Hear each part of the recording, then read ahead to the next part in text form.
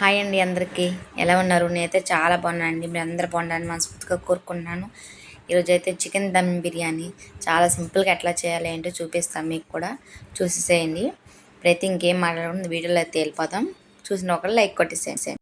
మనం చికెన్ అయితే లెగ్ పీసులు ఘాట్లు పెట్టుకుని 1-2 సార్లు శుభ్రంగా అయితే కడుక్కోవాలండి. ఇప్పుడు దీంట్లోకి పెరుగు వేసుకుంటున్నాను. చిన్న ప్యాకెట్స్ ఉంటాయి కదండి, చిన్న ప్యాకెట్స్ 2 పెరుగు ప్యాకెట్లు. దీంట్లోకి ఉప్పు తగినంత. ఇప్పుడు దీంట్లోకి 2 స్పూన్లు కారం వేసుకోవాలి. తర్వాత చెక్క, లవంగాలు, యాలకులు దంచిందండి, కచ్చాపిచ్చగా దంచుకొని కొంచెం నోట్లో అవి కూడా వేసేసుకోవాలి. దీంట్లోకి కొంచెం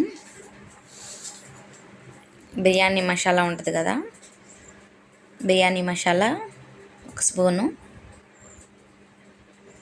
గరం మసాలా కొంచెం,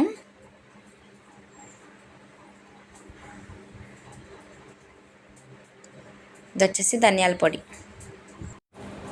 ఒక 3 పచ్చిమిరపకాయలు తీసుకొని సన్నగా కట్ చేసుకోవాలి వాటిని బారుగా.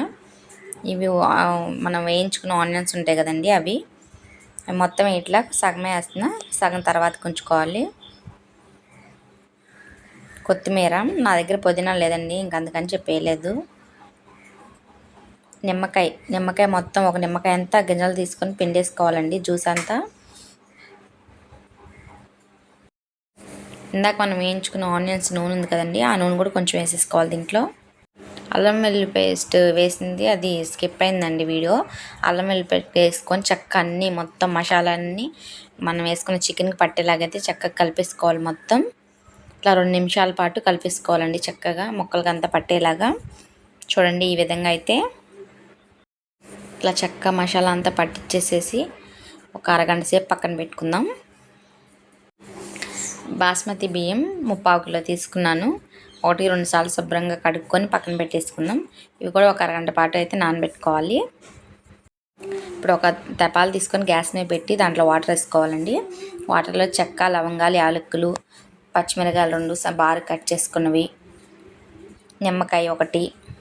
ఇప్పుడు దీంట్లోకి తగినంత సాల్ట్ వేసుకోవాలి, కొంచెం కొత్తిమీర, ఇవన్నీ వేసుకొని ఒకసారి మొత్తం కలుపుకొని ఉప్పు సరిపోయిందో లేదా అని చూసుకోవాలండి. ఇప్పుడు మనం వేసే ఉప్పే తెలిసింది బిర్యానీకి సరిపోయిందా లేదా అని చెప్పి. ఈ వాటర్ ఉప్పుగా ఉండాలి. మరో పక్క గ్యాస్ మీద మనం ఇందాక కలిపి పెట్టుకున్నాం కదండి చికెన్ మసాలా అంతా, అయితే ఒక 2 నిమిషాల పాటు దీన్ని కొంచెం మగ్గనిద్దాం. ఇంకా మరో పక్క ఎసరు అయితే మరుగుతుంది. ఎసరు మరిగాక బాస్మతి రైస్ వేసుకోవాలి. చికెన్ అయితే 2 నిమిషాల పాటు అయితే మగ్గనివ్వండి. గ్యాస్ అయితే ఆఫ్ చేయాలి. ఎసరు అయితే మరిగిపోయినాయండి. అయితే రైస్ వేసుకున్న వీడియో అయితే స్కిప్ అయిపోయింది, అది చూసుకోలేదు. ఎసరు మరిగేటప్పుడు ఇంకా మనం బాస్మతి బియ్యం కడుక్కునే ఉన్నాయి కదా, అవి అయితే వేసేసుకోవాలి. 80% అయితే కుక్ అవనివ్వాలండి. ఇంకా 20% దమ్మిద్దాం. వచ్చేసి ఫుడ్ కలర్స్ ఎల్లో, రెడ్ పాలలో కొంచెం కలుపుకొని పక్కన పెట్టుకోవాలి.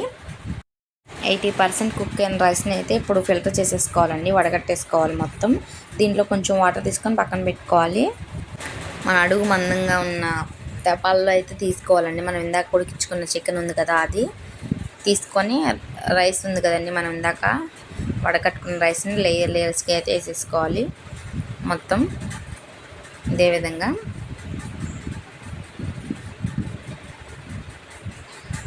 నిమ్మకాయని పక్క తీసేసుకోవాలండి, ఇందాక అందులో నిమ్మకాయలు వేసాం కదా అవి.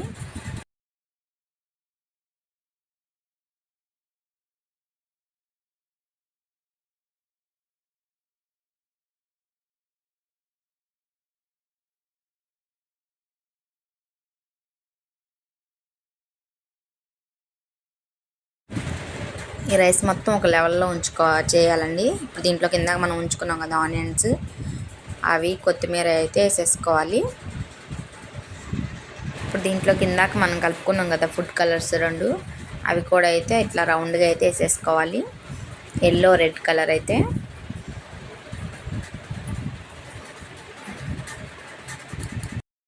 ఇప్పుడు దీంట్లోకి నెయ్యి వేడి చేసుకున్న నెయ్యి ఉంటుంది కదండి, కాగబెట్టుకున్న నెయ్యి, దాన్ని అయితే కొంచెం కొంచెం వేసుకోవాలి. దానివల్ల బిర్యానీ పొడి పొడిగా వస్తుంది రైస్. ఇప్పుడు దీన్ని అయితే దమ్ ఇచ్చేద్దాం మూత పెట్టేసేసి.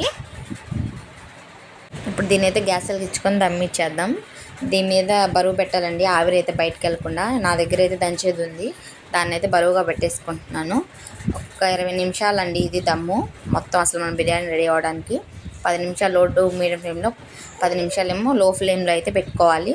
ఒకసారి ఇట్లా ట్రై చేయండి, చాలా బాగుంటుంది. చాలా సింపుల్గా అయితే చేసేసుకోవచ్చు. ఇది అయ్యాక ఎట్లా ఉంది ఏంటని చూపిస్తాను. చూడండి, బిర్యానీ అయితే రెడీ అయిపోయింది. ఎమ్మి వేడి బిర్యానీ. మా వీడియో నచ్చినట్లయితే ప్లీజ్ చిన్న లైక్ కొట్టండి, షేర్ చేయండి, కామెంట్ చేయండి. కొత్త వాళ్ళు ఎవరైనా చూసినట్లయితే ప్లీజ్ చిన్న లైక్ కొట్టి సబ్స్క్రైబ్ చేసుకోండి.